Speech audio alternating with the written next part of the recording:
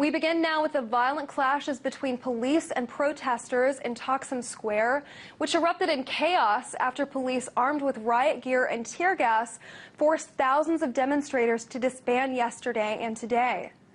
What began as a protest against the development of the Istanbul Park evolved, spurring Turkey's citizens to take to the streets in protest of Prime Minister Erdogan's government, calling it an authoritarian regime for the 11th day straight.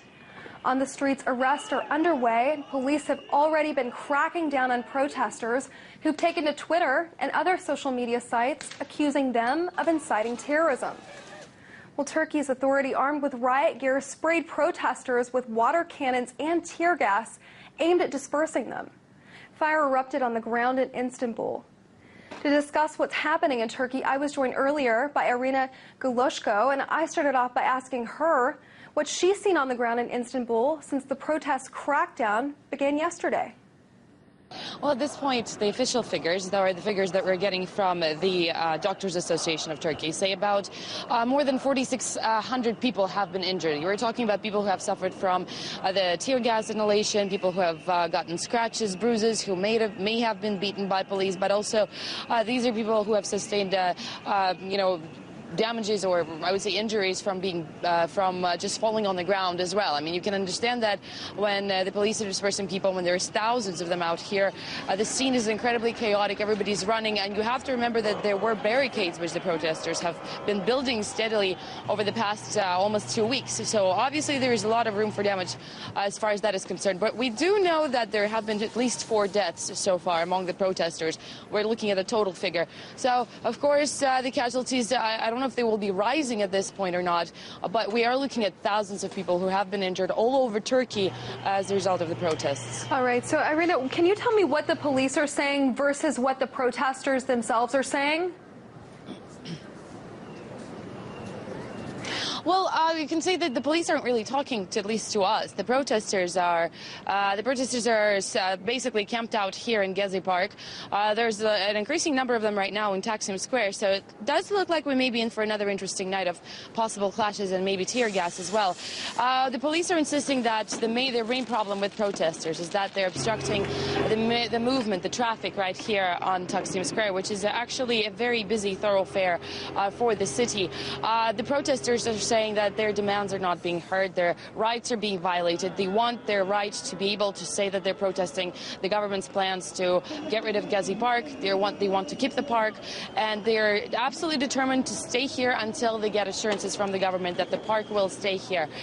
So at this point, we also have, of course, the Prime Minister Erdogan, who says that this entire situation will be over within 24 hours. So obviously it doesn't really matter probably what the police are saying. It does matter what the Prime Minister is thinking and is directing, because he is actually the man who does make all the calls in this situation. Okay.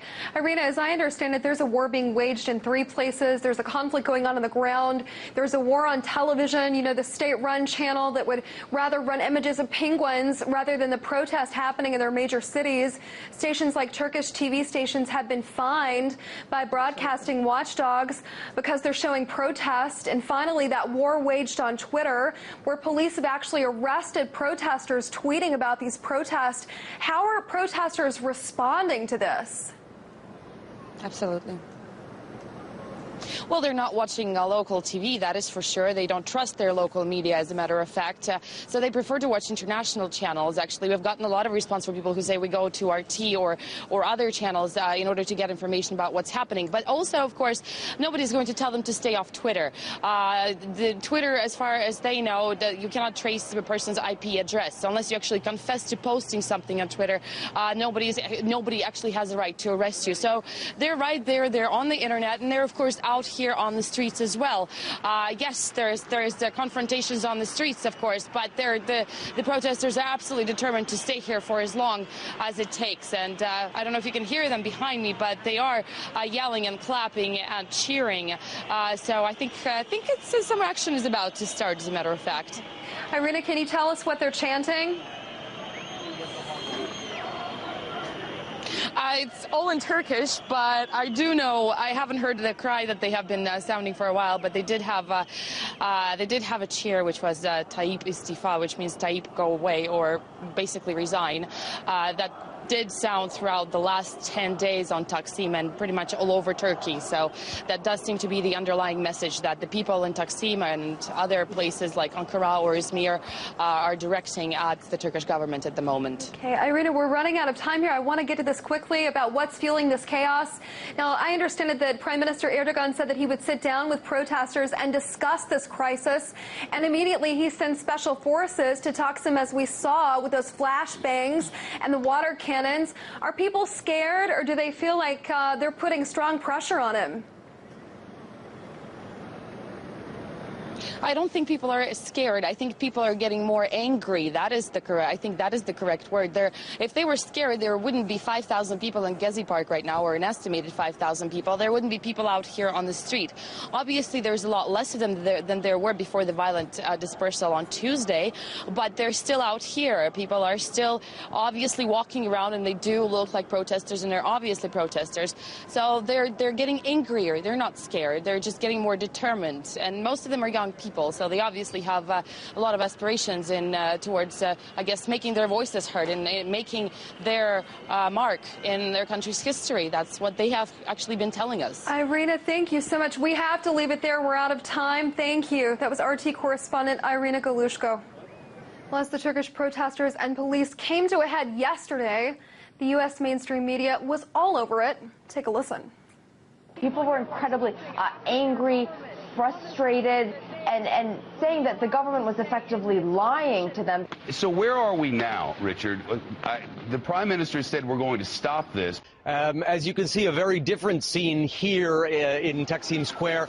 An uneasy calm, not at all like yesterday. What we're seeing right now is, at least for these few hours, after what really was the worst violence since this demonstration began. But what about the Turkish media? Well, they've been staying far, far away after the Turkish broadcast media watchdog fined media outlets who covered the Gezi protest because it, quote, was harming the physical, moral, and mental development of children and young people. Ironically enough, the Turkish media is covering the NSA surveillance scandal rather than the violence gripping their own country.